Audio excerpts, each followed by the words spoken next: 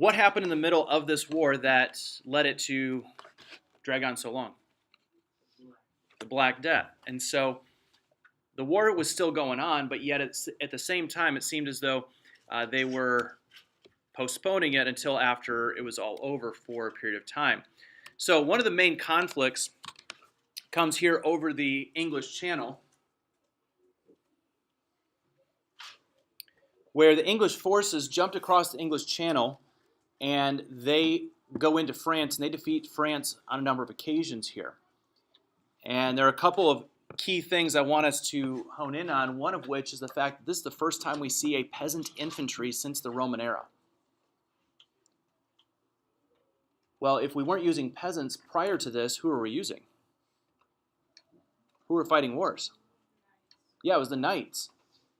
It was the feudal knights. And here we have peasants volunteering and jumping into battle because they are believing themselves worthy of a cause. What does that tell you about their view of the nation of England?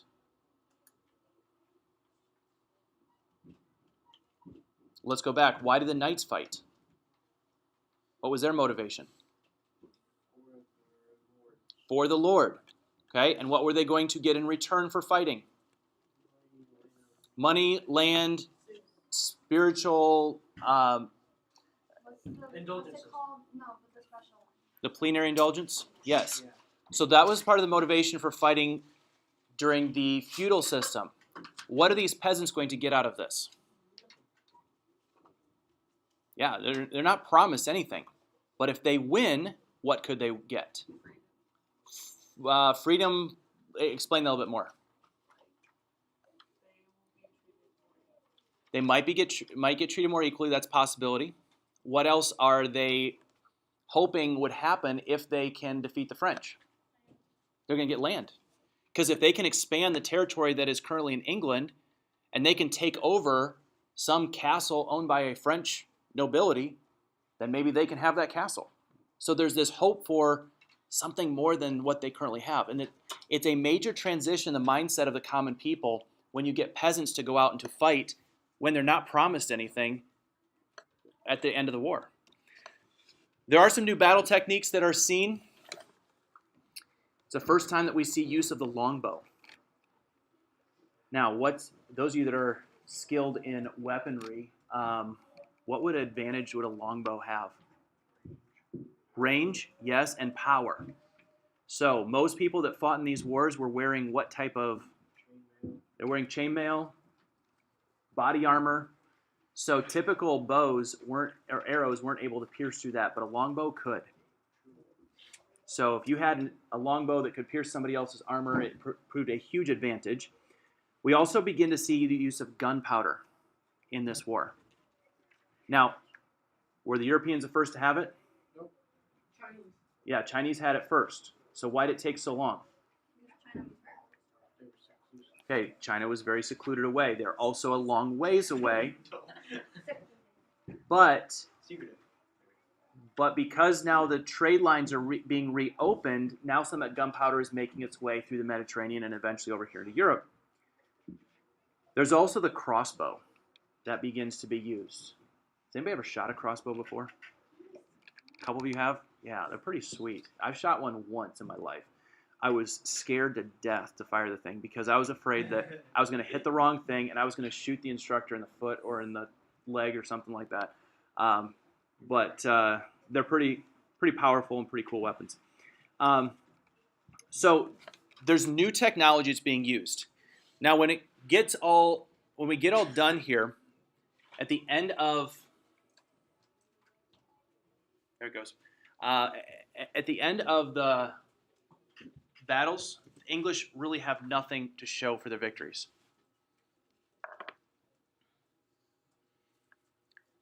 Their resources had all been drained. Their soldiers were tired. Many of them, if they were still living, had nothing left to give. The French, they were humiliated. The French had been defeated by a much lesser army of I shouldn't say they'd been defeated. They had fought and not been able to defeat the English army. and their landscape was devastated. Most of the fighting happened on French territory, and so because of that, many of the crops that were there had been destroyed. Farmers had lost their animals. Uh, there was so much of the land that had been torn up because of that. So they kind of get to a stalemate. Nobody is able to pull out a victory until we get to Joan of Arc. So what do we know about Joan? She's awesome. Yeah. Why is she awesome? Because she's one of the first girls to go. Okay. Okay. And she's definitely famous for that, for going into war. Who was she, though? She becomes a military leader, but before that, yeah, she was just a common, everyday peasant girl. She was about 17 years old. You ladies are 16? Yeah. Anybody 17? Okay, so you're pretty close to her age. Now, she was a shepherdess. Let's keep our comments internalized if they are not necessary or kind or appropriate. So she was illiterate. She did not have any formal education. She didn't know how to read. She didn't know how to write.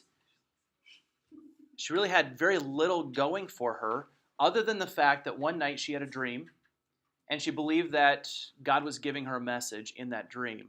And she began to hear voices in her head. And I know this sounds bad, but she claims this on a number of occasions where she believes that she audibly heard God telling her to get involved in this war. And some have said that she was mentally insane. Others have said that it really was God prompting her. Others have said, well, it was legitimately a dream and she believed it was real. You know how you have some of those dreams where you're not sure whether it's real or not until you actually wake up? Some people believe it's that. But she goes to the King of France and she tries to motivate him and she calls him to action. She says, I want a group of men and I want to lead them. And he laughed her out of the court.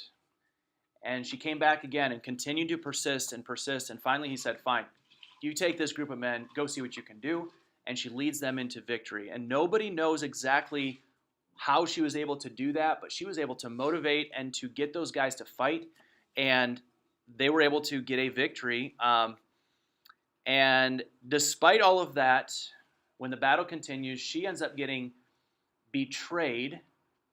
One of the things in the video talked about two different groups in France that were vying for the throne, and the opposing group betrayed her and ended up giving her away to the English and sending her away basically as a slave or captive in the war. And so she gets taken away to England, and the French seem to have accomplished victory, and nobody in her ranks, nobody on her side went to try to free her. It's kind of a sad ending here that the British end up killing her. They burn her at the stake, not because she was on the side of the French, but because she continued to tell them about the voices in her head. And because she continued to say that I have visions from God. Now, think back to our understanding of the Catholic Church. Somebody who claims to have visions from God, somebody who claims to know something that the Catholic Church doesn't know, what are they going to call her? Maybe a witch. Most likely is going to be a heretic. Yeah, because she is saying something that does not necessarily agree with the Catholic Church, or that is some sort of special prophecy, revelation that the Catholic priests don't have. Well, so that's why they burn her at the stake, is because she was saying things against the Catholic Church. So we go back to France. The people in France say, oh no, Joan got killed. Sad. Hey, let's make her like our mascot. Let's rally behind her. In the name of Joan of Arc, let's go defeat the English. And it works. And they use her martyrdom as a rally cry to help defeat the English.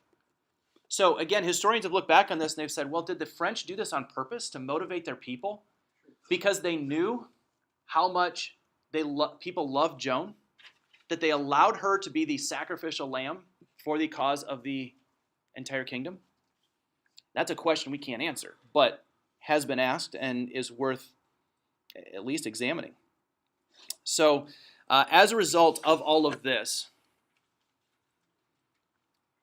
when the war ends, England can now focus upon issues at home. Yes, it's supposed to be free. So when the war is over, England can they can go home, they can focus on the issues there.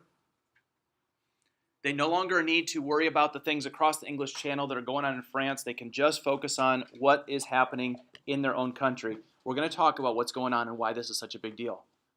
Because there was inner turmoil inside of England, and they weren't not handling it well. So one of those issues was the War of the Roses. This has nothing to do with plants. This has everything to do with, two different families that were both after the throne of England. So back in this time period, wealthy families had a family crest. And chances are, if you could trace your family back to this period of history, you could probably find your family crest. Some of you may already know what it is. We don't typically do that as much anymore today, but back then they did. Well, the family crest of the two competing families in the War of the Roses, one had a red rose and the other had a white rose. So in this, there was the House of York that represented the white rose, and the House of Lancaster, which represented the red rose.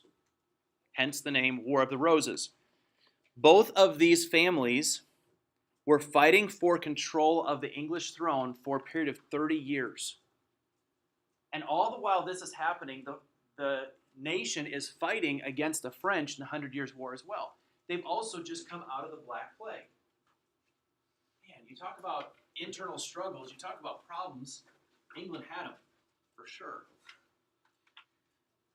So there's this arguing over who should have the actual right to the throne. And it all gets settled at the Battle of Bosworth Field. So Henry Tudor, he was from the family of Lancaster. He defeats Richard III from the House of York. And because he emerges victorious, he gives the House of Lancaster, or the Red Roses, the rightful claim to the throne. Why? Is that the question asked? Because when Richard the Throne is defeated and he's actually killed at Bosworth Field, then Henry Tudor maintains power until somebody can kill him. And he's going to be pretty powerful, and nobody's going to kill him, at least not right now. If you take a look at this poster, and I would encourage you at some point to come over here and take a look at it, not right now, but this shows the list of kings and queens all the way back to the 800s up to modern day. And it shows right here in the middle, we have the Lancaster and the York families battling for the throne, and eventually it is going to be the Henry Tudor who's going to end up coming out with the victory here when he defeats Richard III. So he has a long way to go back to any sort of claim to the throne way back here. But there's a break in the throne of England right here at Bosworth Field. So Henry the Tudor becomes Henry VII when he is then crowned the official King of England.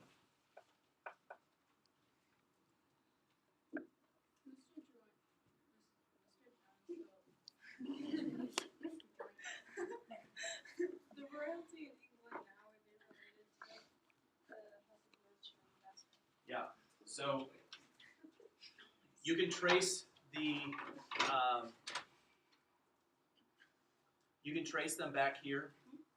Here's Queen Elizabeth right here, and you can follow her family line all the way back up here.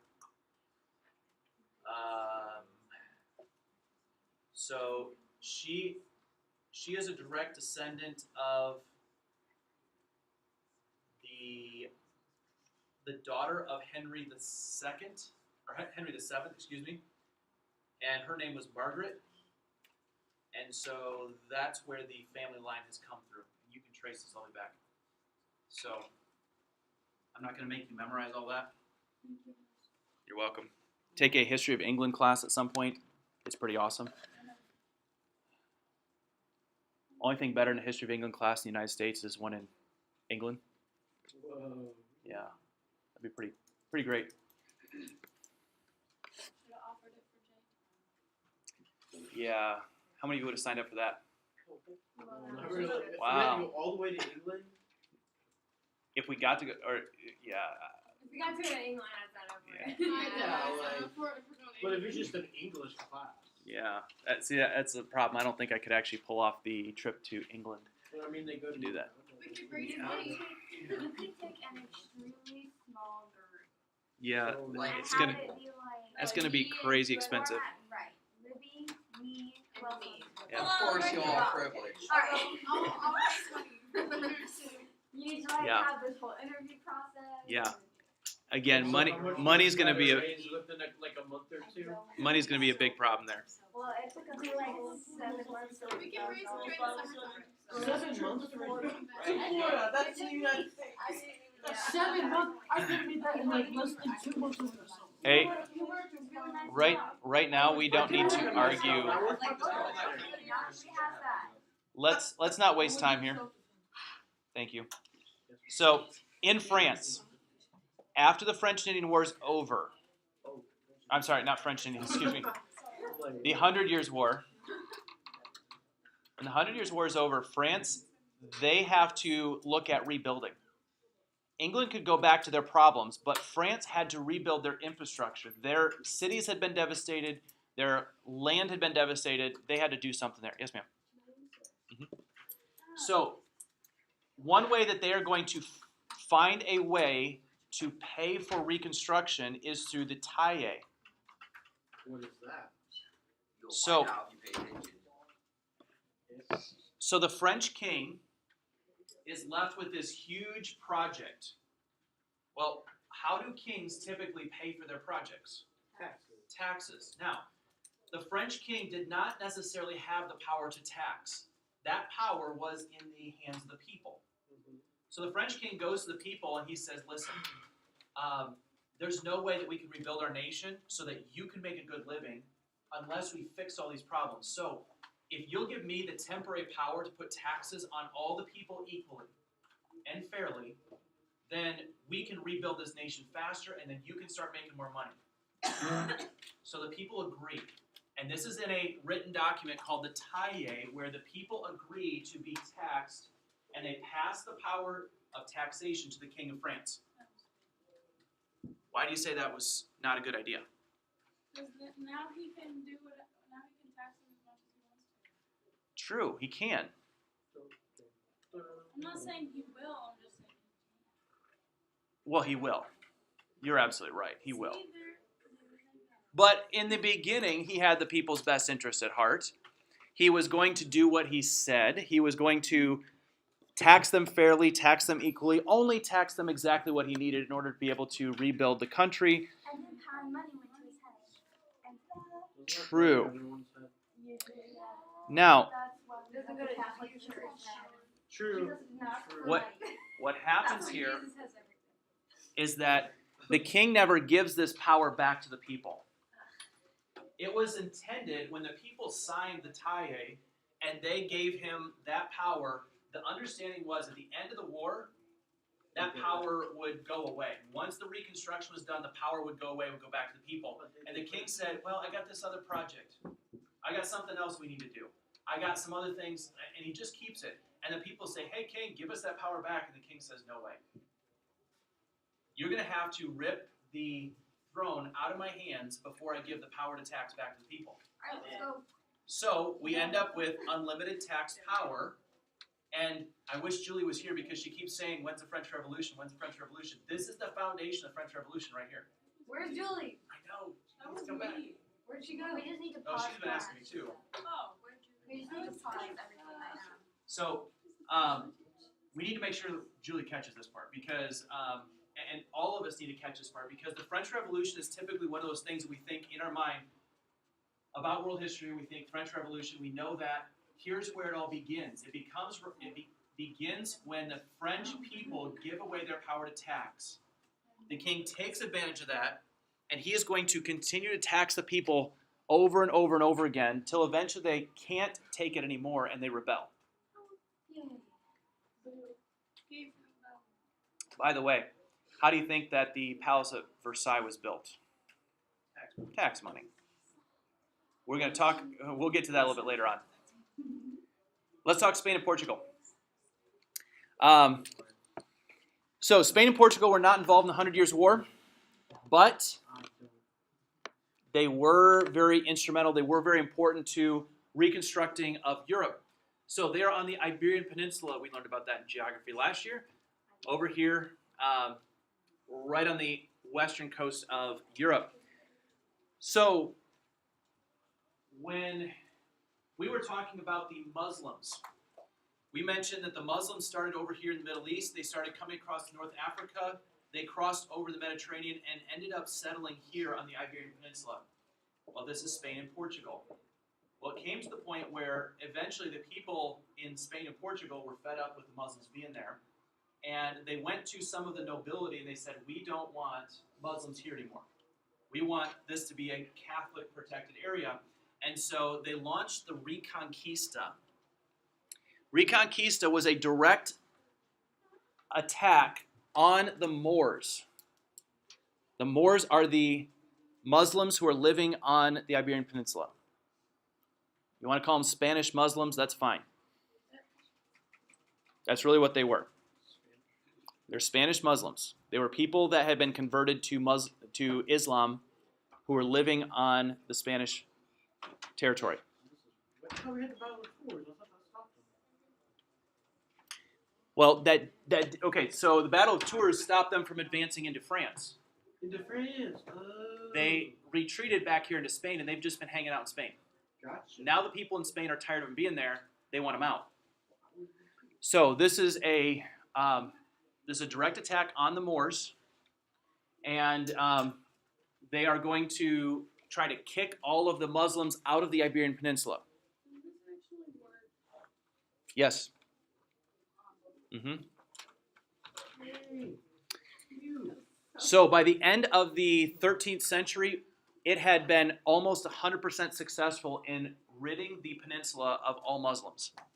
They had forced them back into Africa or forced them, some of them they had converted to Christianity, some of them they had forced into other places, but almost all of Spain was rid of the Muslims by the end of the 13th century, and it was a pretty successful event, at least in the eyes of Catholic Church.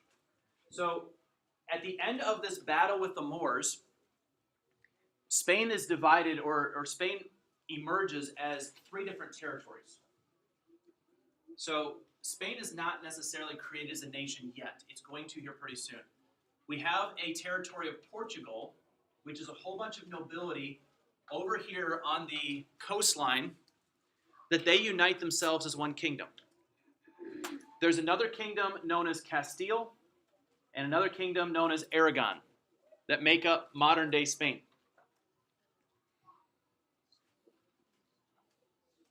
So these three kingdoms come out of the Reconquista. And they're the three most prominent.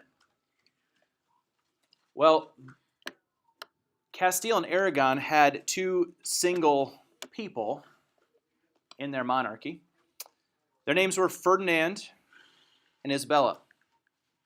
Have we heard their names before in history? No. How do we recognize that? Or what? Columbus. There we go. Yeah. Which he'll come a little bit later. But this is, again, laying the foundation for Columbus to be able to take his voyage. So Ferdinand and Isabella, I wish I could say that they had a wonderful love story. That they dated for 9 months and he got on one knee and proposed out in the harbor, a moonlit night and all that type of thing. No, not really. This was a marriage based on opportunity. They saw a chance at huge power here. If they united their two kingdoms together, to become one, and the only way to unite it peacefully was to do it through marriage. You think, because you got to think about the people that are living in these territories. If all of a sudden their king decides that he is going to unite with another king, they've got to have something in exchange. So it was not going to be peaceful unless we had a marriage unification. So they agreed to this arranged marriage between Ferdinand of Aragon and Isabella of Castile. And they establish a very powerful nation. And immediately when they take over, they begin to assert their power over their people in a very strong way. First thing that they do is they declare Catholicism the official religion of their new kingdom. So what do you think that meant for anybody who was not Catholic? It meant get out, or what else? Or you might die. So how do we find out if people are Catholic or not? Torture. Well, before you get to torture, what are you going to do? Ask them. Going to go around and ask them. What do we call that when the Catholic Church starts asking people whether they are preaching heresy? Yes, the Inquisition. I got you, Mr. Jones. So this is known as the Spanish Inquisition.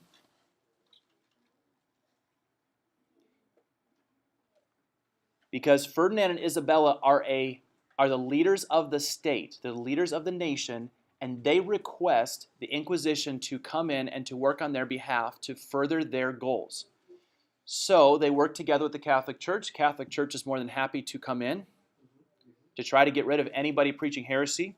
They have the full support of the state behind them.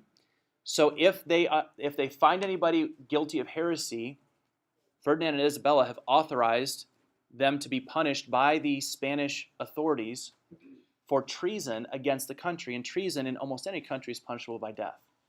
Yes, ma'am? So they're Catholic, so do they follow the Pope for the other country, or do they have their own? They would follow the Roman Pope. Yep, they would align with him. Now, as some of you have already pointed out, these are the same two that are going to sponsor Christopher Columbus in 1492. We are going to hold off on exploration and discovery till another unit, even though that happens right here in this time frame as well. But just to help with our mind to be able to group all the explorers together, we're just going to do a brief reference here to them at this point.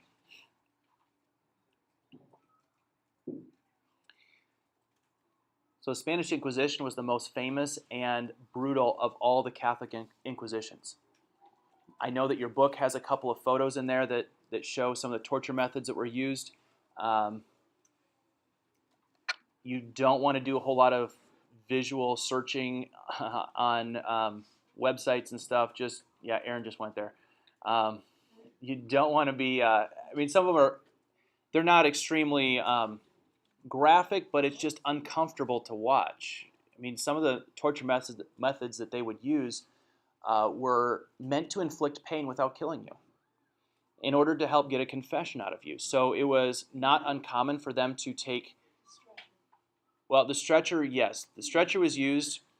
That was uncomfortable, but they would stretch that one little socket at a time so that you would pull bone by bone, joint by joint. It wasn't like a quick yank you out of place. It was one at a time, and you'd feel the pressure build up until eventually something popped.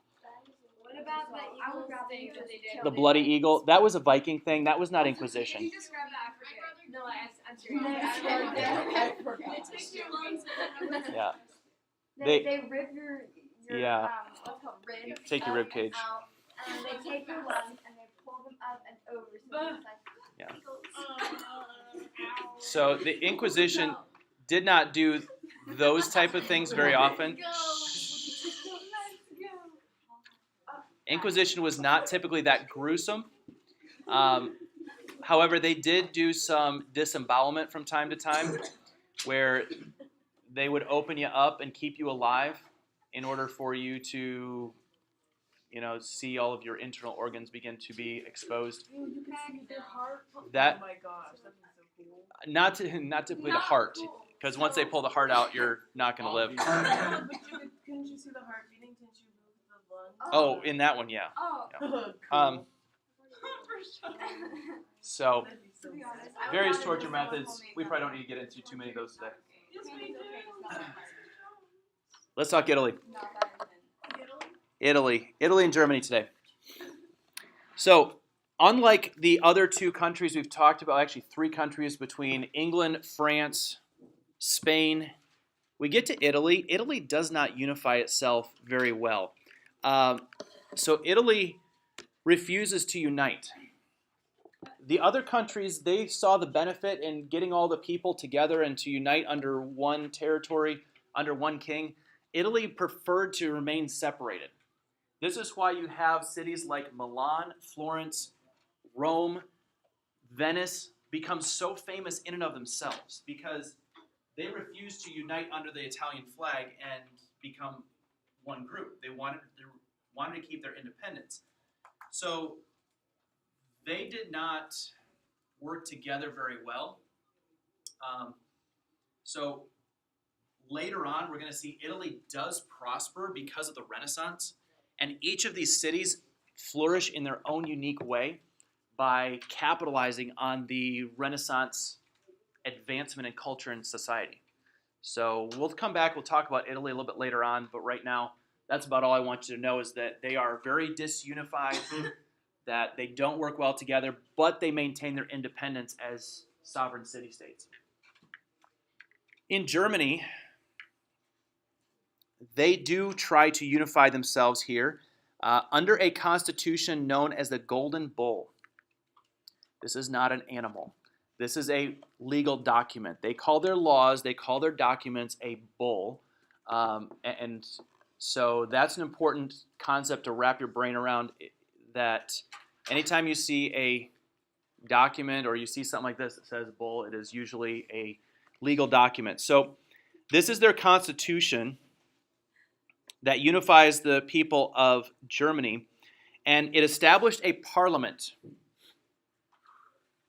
How many of you were in the Martin Luther Readers Theater in the concert a couple weeks ago? Okay, so you guys talked about this, whether you know it or not. Yeah, What are you talking about? The Luther? Drama thing? yeah. I thought you were talking about the whole concert. Oh, okay, no, I'm talking about You the said drama. concert, in the concert. Yeah, the Readers Readers Theater in the concert. So the Readers Theater talked about this. If you were involved in that, the Diet of the Holy Roman Empire, or Diet of the Holy Roman Empire. So this is their parliament system that is established through the Constitution, the Golden Bull. And this is going to become very important when we start talking about Martin Luther as he appears before them. We're not quite there. We're pretty close, but in order to not throw so much information at you in one test, we're going to come back and we're going to talk about Reformation here in another chapter. So right now we're just establishing their organization and their government. So this is they're led by the Habsburg family in Germany, and they built a very strong influence of power here. In the southern part of the German Empire, or the Holy Roman Empire, is Austria.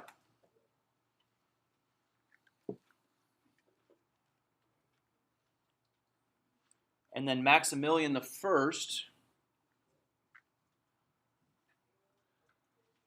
he was part of the Habsburg family, and he increased the power of the Habsburgs through his strategic marriages. So his claim to fame is that he increased the power of the Habsburg family in the Holy Roman Empire, or Germany. Understand that Holy Roman Empire and Germany are interchangeable terms for the same territory. It's a modern-day Germany, but it was known as Holy Roman Empire back then. So Maximilian he advanced the power of the Habsburg family through marriages. In his first marriage that he had, he brought in the countries of Belgium and Holland into the empire. His second marriage brought in the city of Milan. I'm not going to quiz you over these particular cities, but I want you to see how powerful he becomes. He eventually formed an alliance between his own son and the daughter of Ferdinand and Isabella, and they are the king and queen of which country? Spain. So that's extending his empire even further. And when he gets access here through the marriage of his son to Ferdinand and Isabella's daughter, because he has access to Spain, the way that marriage systems work like this is that anything that Spain touched, now also the Holy Roman Empire had access to. So when Spain starts sending explorers way over here, now the Habsburgs also have access to all this territory in the New World that Spain had conquered.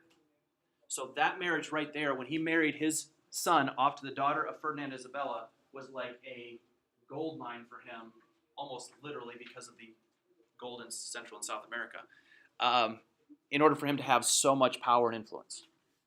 Okay, questions? Comments?